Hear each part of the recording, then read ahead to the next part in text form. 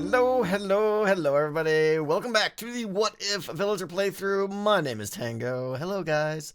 Last episode, what did we do? We did farmers. We have two farmers going now, a he and a she, and we learned everything there is to know about farmers and what makes them tick, how they plant crops, and everything. So that's a good thing. And she's so sad.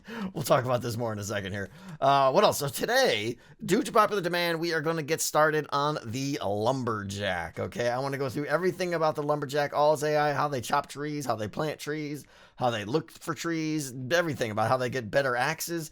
We're also going to take a look at the merchant today. Okay, the merchant is something we're going to do because we got like what? I think we got like 4 emeralds over there, I think. So this is a problem. We need to start selling things to the merchant so we can upgrade our village. So I think a lumberjack would be good to start selling logs. Plus, we're going to have to start selling some of the food that the farmers are making here. So going to be busy there. And then finally, we have I made some changes due to comments that I liked. We're going to go over those in a bit here. But first, I want to show you what happened to poor Jacob Paspinall here. She had a bad night. She had a bad night. Yeah, I wasn't paying attention and night fell and the zombies came out and started to eat her face and it wasn't good. And you can see she's at maximum unhappiness now. So I really want to guard already or I just need to pay attention at nighttime because nighttime is a dangerous time.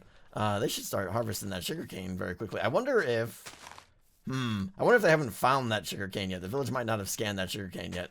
But anyways, let me go over some of the changes that we've made. Okay, so change number 1 is that farmers, despite how miserable and unhappy they might be, they will now deliver their items to the closest chest in the storage room. And now, I'm not honestly sure about this. There's a couple issues here. One, that's one right there. I probably need to do like a line of sight check as they're so close to this chest here that they could just put the bits in there and take the bits out right through the closed door, which feels a bit cheaty. So I want to make sure they actually get inside the storage room. But you guys remember last time they were walking all the way around the other side and putting them in this chest here. I'm not sure how this will work out. It's going to mean that items are going to be delivered to all sorts of different chests in the storage room, which means it might be really hard for me to find things in here. I don't know. I think we're going to readdress this all when we get to the storage room and I start putting a little bit more logic on where they deliver items. But for now, they're going to deliver items to the closest chest, which I think is good for these farmers because it's going to cut down their walk time quite a bit. So we're not going to cover happiness today, but it's tough. I don't have a bard. I don't have a tavern. I don't have any real solid way to improve the happiness of my villagers. Now, when a villager does sleep, I'm not going to go into happiness in detail today. We're going to save that for another episode, but just know for now that when a villager sleeps and when they wake up, they get back a considerable amount of their happiness, despite how realistic that may or may not be. But so that's my only avenue right now is I have to wait for a few days to pass for her to get happy again. It's going to be difficult. And of course, I should also mention that health comes back the same way. When they wake up in the morning, they have a chance to regenerate some of their health. But again, it's going to be slow going. Okay, so last episode, a lot of the comments I got or questions were about seeds. Like where do these seeds come from? Like where are the farmers? How are they planting all these things? Are we monitoring seeds? At the time, I wasn't. It was free. They just invented seeds they created them out of the thin air. So I didn't really like that. I knew it was temporary. So now I made a whole pass through the farmers and all 4 things that they can plant will be seed controlled. Like so potatoes, carrots,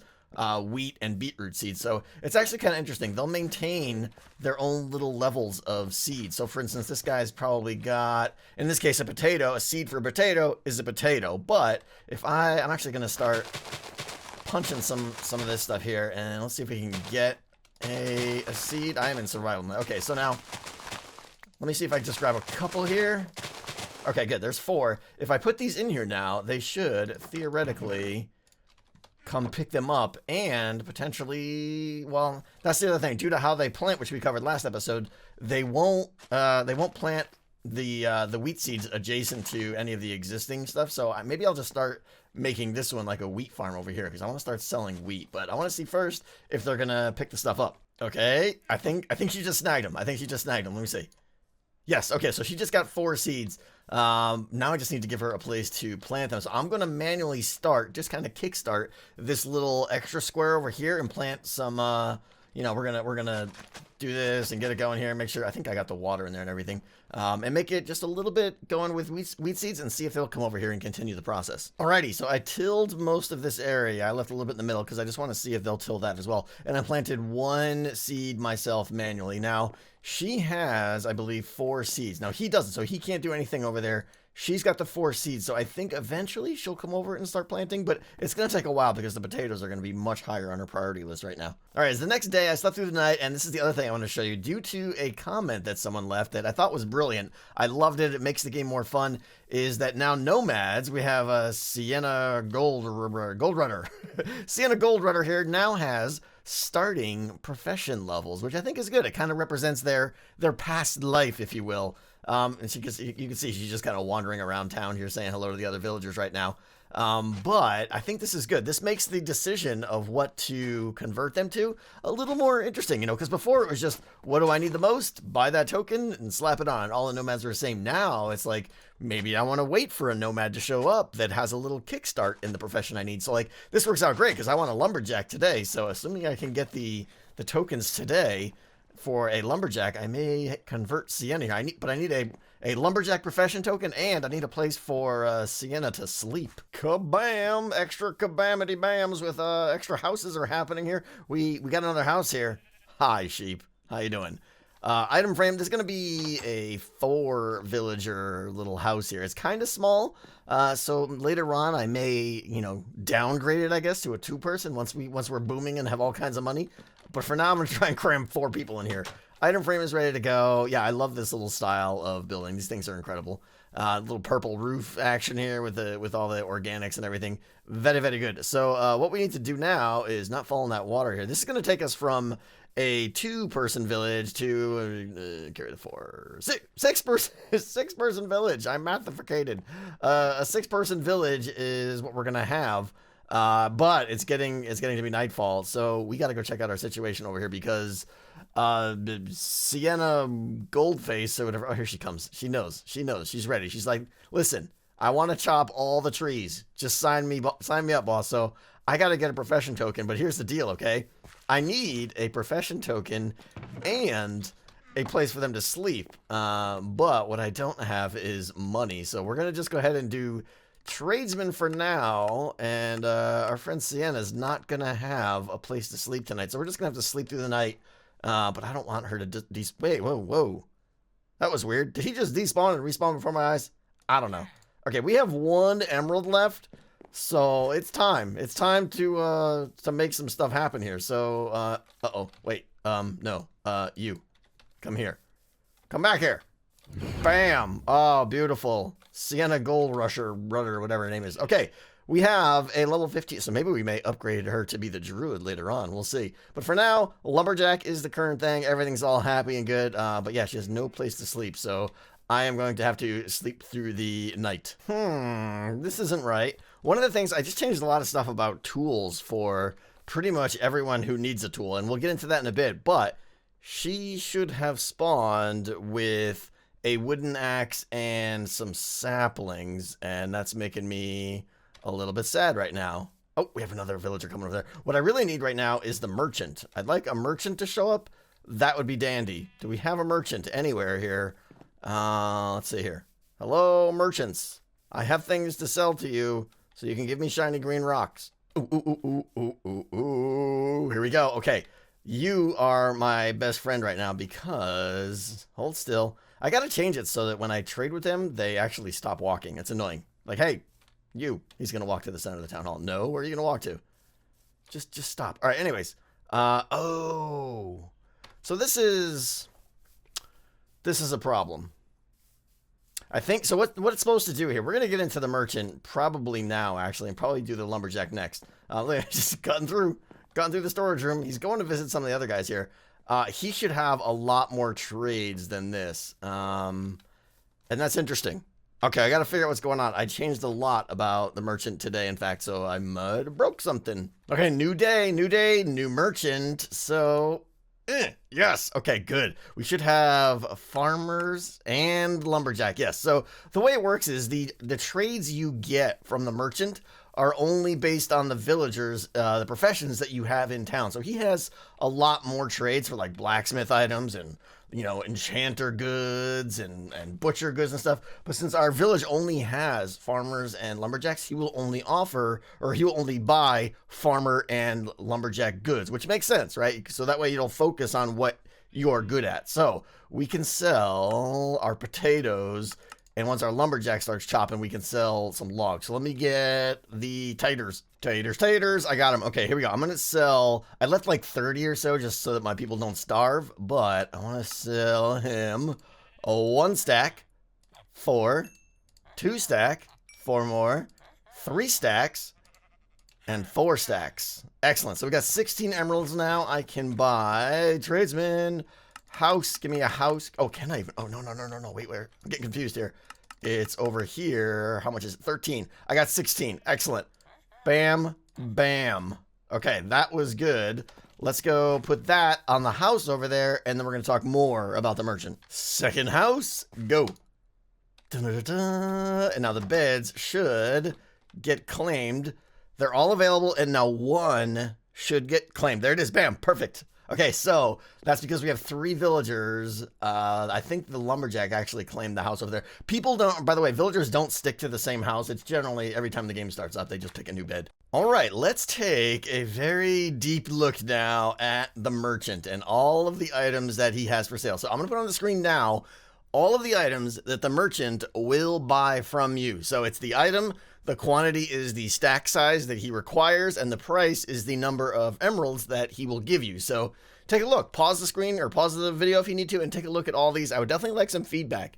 I've spent quite a bit of time like going over these and figuring out how hard it is to get the materials to make these things, or just how rare some of them are, or what professions are involved, and come up with these prices. Now, a couple things here. The first is these are baseline prices, okay? These prices are going to be very dynamic. We're going to get into the dynamic economy in just a second.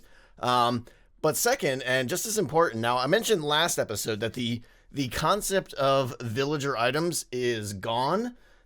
Kind of. So it's gone in the sense that your villagers will use any items that you provide them in the storage room. They will, if there's a tool in there, they'll pick it up. If it's a tool that you made, if there's food in there, they'll pick it up and eat it. However, villager items are still a concept. They're basically, if it's something that a villager harvested by themselves, that'll be marked as that green item. The text will be green. If it's an item that they crafted, it'll be green as well. And it also has to be crafted from entirely villager items. So what that means is the merchant is only going to buy villager items. So you can't just go, you know, make a massive sugarcane farm and get all the paper and all the books and sell them and get rich. It's not going to work. You have to sell only villager items to this. And that means that if these are crafted items, they have to be crafted by villagers that were made 100% with villager items, so items that were harvested by villagers. Okay, so now let's take a look at this crazy economy system that I've come up with. It's a dynamic zero-sum system. So what that means is, as you sell an item to the merchant, the prices of all, its price will drop, and all other prices of everything else on the market will go up slightly to become more enticing for you. So let's take an example here, okay? Say we have products A, B, and C, all right? A's baseline price is 5, B's is 10, and C is 20, okay? So warning, guys, there's going to be some mathification here and stuff like that, so if you want to tune out, that's okay. Just fast forward a couple minutes, but this is interesting stuff to me, at least personally. So imagine now if you go and sell a bunch of product A to the merchant, okay? And its price drops quickly, which it will do. So it goes from 5 down to 2, okay? So there's now 3 emeralds that we pulled out of the economy that we now need to redistribute to the other products to make them more enticing. So the distribution, though, is based on is relative to the base prices of those items. So because C is worth 20 and B is 10, so C is worth twice as much, it's going to get, in this case, 2/3 of the redistribution. So 3 of those emeralds, 2 of them are going to go to C, and 1 of them are going to go to B. So that's how the system balances out. You'll see it always is, in this example, it's always going to add up to 35, it looks like. So, and now imagine, for example, just to continue going here, imagine we bought a whole bunch, or sold a whole bunch of C now. Its price is going to drop fairly drastically. Say it goes down to 16, okay? Now we need to redistribute those emeralds back into the economy to products A and B. So A is only worth half of what B is worth at its baseline price, so it will get half of the redistribution. So A will go up to 4, while B will go up to 15, okay? So you can see how this kind of works, and everything, the balance of the economy keeps in tune with each other here. The thing to keep in mind, though, this is a very small example economy. Normally when you buy an item or sell an item, I keep saying buy, when you sell an item, the price will drop quickly, but because there's so many items in the market, we're talking all the other items are going up just fractional costs of emeralds, okay? So it's not like you can, jack up the price of other items very quickly. It's a very slow process. Items drop quick, but it takes a long time for them to rise back up. So the merchant prices only update like once a day. You could be trading an item to the merchant, and you're going to get that same price that day. You can trade, I think, up to 5 times. Each item can be sold 5 times, I believe. But then when he comes back the next day, that's when he's going to reevaluate all his costs. And now the interesting thing is the sales cost. There's a sales history that's maintained, and it's not saved with the merchant. The little secret is it's actually saved in the town hall marker. Anything that needs to be globally saved for your village is saved in this actual item here. So if you pop this down and go over and drop it and start a new village somewhere else, it's going to retain all the village history. So I want to show you something here. Check this out. I can actually pop this down and mouse over it, and you can see sales history is 4 right now, and that's the 4 potatoes that I bought. So it knows that I bought that I sold those 4 potatoes. So when the merchant comes tomorrow, he's going to look at those 4 potato sales, and hitting the price of potatoes is going to be a lot less, and everything else will be slightly higher. So the last thing I want to mention about the merchant real quick is that you will get up to 10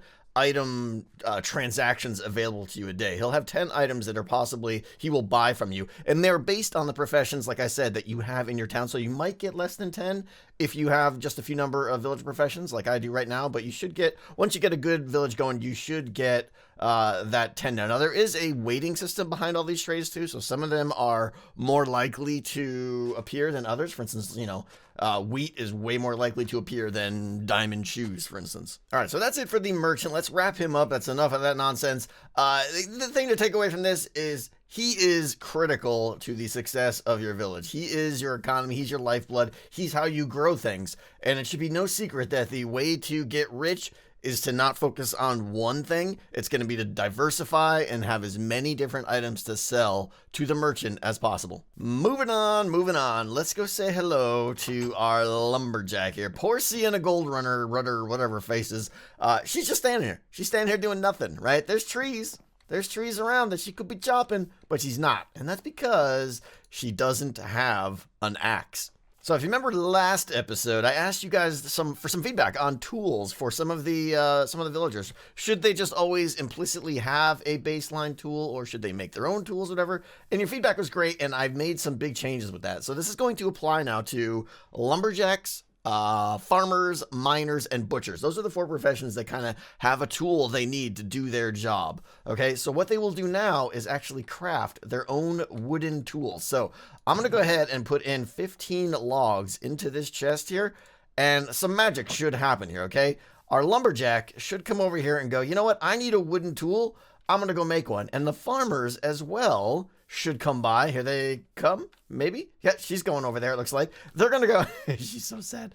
They're going to go and pick up some logs as well, and they're going to craft wooden hoes. So the lumberjack, here she comes, is going to make a wooden axe. They're going to make wooden hoes. So they can, all these guys can now craft their own baseline wooden tools. They're not good at it. Did he pick it up? Oh, he did pick it up. Okay. Okay, I know why, and that's because I forgot to put down a crafting bench in here. Where does it need to go? Let's see. I'll put this thing, we'll just put 2 of them right there, okay? Now that should change it. Now they should go over to that crafting bench. Hey, oh, they just got hurt in the doorway. That was sad. How are you doing that? Did you just get hit? Who just got hit? Okay, so here she goes. She's crafting a wooden hoe now, okay? The hoe doesn't last long. It's a horrible tool. We'll get into all the math and everything about how they wear down and how effective they are and everything, but this is what is required now. So once she has this hoe, she will go back out and start hoeing the fields. You'll notice that guy's doing a little moonwalk here. You notice that the field hasn't been it's getting pretty crappy here and dirty. They haven't been hoeing the field because they haven't had a hoe. So that's gonna, look at that guy inside there breakdancing. Check it out. What is he doing? Whoa, buddy. Late noises.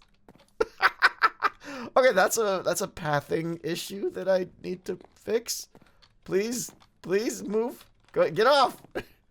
Wow. How about I do that? Yeah, that was a problem. Is she gonna do the same thing now? Those of you guys that want me to release this mod, yeah, there's problems with it, obviously, still. A lot of things need to be fixed. Okay, so he's gonna have his thing. She should be... Oh, there's not enough. She needs more, I think. Why isn't she... She might need more wood. All right, I'm gonna... Let me just throw in, actually, a couple more logs. There she goes. There she goes. Okay, so now she's making her own wooden axe. Now, her skill in lumberjacking, and this applies to farmers, miners, butchers, their skill will determine how quickly they can make their own low-end wooden tools. But keep in mind, these things are not good. They're going to wear out quickly, and they're going to be coming back making more tools. And it takes them quite a long time to make one. So you want to get them better tools as quick as possible. All right, she's got an axe now, and I think we know what she's going to do. Hopefully. There we go. Okay, excellent. Now you'll see as she approached the tree there were some leaves in the way. So that's one of the abilities that lumberjacks have. If they want to get to a tree trunk, but they can't, and there's some leaves in the way, they'll just trim those right out of the way. they just get disappeared. Get disappeared? That doesn't make any sense. You know what I mean? They'll just get them out of the way so that they can get to the trunk and access it and chop the tree down quickly. So there they go. She just chopped her first tree down, and now you'll see she probably only got 2 logs. There were more than 2 logs in that tree. Let's talk about it. Yeah, actually, let's put that on hold. I'd like to be consistent here and do with the lumberjack like we did with the farmer and go through all the AIs. These will be much quicker until we get to the chopped tree one. That's the one that's complicated. So you can see, starting with deliver to storage, the lumberjack will obviously deliver excess logs that they have. You know, they'll pick up a bunch and then they'll bring them over to storage. The amount they can carry is dependent on their skill. They will also bring over excess saplings, and that's one of the changes I made yesterday is saplings are now required. Like before, they would just make saplings out of thin air. You can see she has no saplings now, so that was probably her last one actually. So she's gonna have to go look for saplings if she wants to plant more. Wow, she's going all the way over there to find the next tree. That's so cool. So yeah, deliver to storage is they will deliver logs and they will deliver saplings to the storage room. So once they deliver saplings, then other lumberjacks might want to pick them up so that they can help distribute them in all plant trees. Upgrade gear is the next one. So upgrade gear is pretty straightforward. They only have one piece of gear, and that's their axe. So if there is a better axe available in the storage room, like if the blacksmith has made a diamond axe or a iron axe, they'll go pick it up and upgrade it, and they'll get rid of the wooden axe. Or if the player has crafted a stone axe, and this is something I recommend, if the player has crafted a stone axe, they will go get that as well. Crafting items is the next one, and that's pretty much just what we talked about. They will go, the lumberjack will go craft their own wooden axe as necessary. So you can see as she's chopping away here, you can see the durability is going down very quickly. We'll get to that when we cover the chopped tree AI, but wooden axes aren't worth nothing and they go quick. You'll see here she did not plant the sapling there as well, so she's going to need to get more saplings, which leads us to pick up item. This is a new AI, and for this one I'm over in the test world. I want to show this one off. So basically, pick up item, it can be used generically, but the lumberjack is going to use it for saplings and for apples, believe it or not. They will periodically scan in a large area, 40 blocks in the X and Z direction, for any saplings or apples, and if they find them, they will walk over and pick them up. And this is, like I said, this is a brand new thing I've just changed about the lumberjacks, that they require saplings, so it's going to be something that requires balance. So you can see some saplings are starting to fall now. They should go pick them up in a second here. Oh, looks like they just... So when they try to pick up logs, they periodically just will scan and just suck up the saplings if they're nearby, but you should see them like path over and snag them. Oh, they already got the one that was there. Okay, here we go. There's a couple saplings on the ground now. You can see this guy's going to go snag that one. He's coming over to pick up some of these over there. That one. I'll probably come pick up this one in a bit. I don't know where he's going there. Oh, he might be... Oh, he's taking logs back. But anyways, that's how that works. So they will pick up saplings. So what we're going to have to monitor is, can they maintain enough saplings to keep planting the trees that they want to plant? So obviously you're going to want to plant your trees close together so that they'll chop the trees, deliver the logs, and when they come back to chop more trees, they'll be like, oh, look, there's some saplings here, and they'll go pick those up. So I did a thing. I did a thing. I wanted to make a little tree farm for my lumberjacks, and I kind of got carried away. And I like it. I really like it. It's a little stonework with some 30. There's 30 tree spots inside here. Definitely my little build style here. But we got the little roof going across here with lighting to prevent large trees. I'm just gonna grow oak in here. I think maybe we'll switch out to spruce and stuff later on. And we'll see. We'll see. But for now, it's gonna be oak. I think. Little floor design pattern here. We'll spot for each tree. Like I said, 15 on that side, 15 on this side. Little archway designs. It's all spawn proof and everything. All my villagers are so sad now. so sad. Oh, one thing I wanted to check is see how, like, I've neglected her for quite a while, obviously. So I want to see how she's doing. Okay, all right, doing good on saplings. Oh, wait a minute, why? Interesting. Why are some? I'm not sure why some are villager items and some aren't. I'll have to think about that. I'm probably just forgetting something. But anyways, yeah, I'm gonna plant some saplings in here. And make it a little bit nicer, put a little vegetation on the outside, maybe a little path here leading to the town hall, and we're going to see what the villagers start doing. Okay, let's move on to the all-important chopping of the trees. You can see the farm is looking great here, functioning great, trees are all growing and everything. Okay, there she goes, she just chopped a little tree there. Beautiful. Okay, so the way it works now is the lumberjack will ask the village for a known unclaimed tree that it has scanned, and it scans trees the same way it scans sugar cane and all kind of miscellaneous blocks like that. So the village keeps tracks of available trees, and 2 lumberjacks won't try to chop down the same tree, that kind of thing. So there's a couple things I want to. I gotta fix that little random moonwalking now. That's weird. There's a couple things I want to detail here. There's some formulas that have to do with how well they chop trees, and how much wood they can carry, and things like that. So when a lumberjack goes up to a tree and starts chopping it, the first thing I need to do is figure out how long it's going to take them to chop that tree down. And there's a huge range on this, and there's 3 factors that go into it. There's the lumberjack skill, which is by far the biggest one, the tool they're using, whether it's wood, stone, iron, or diamond, and the efficiency enchantment on that tool. So I'm going to put up a little chart right now. Warning, there's numbers, things like that, all right?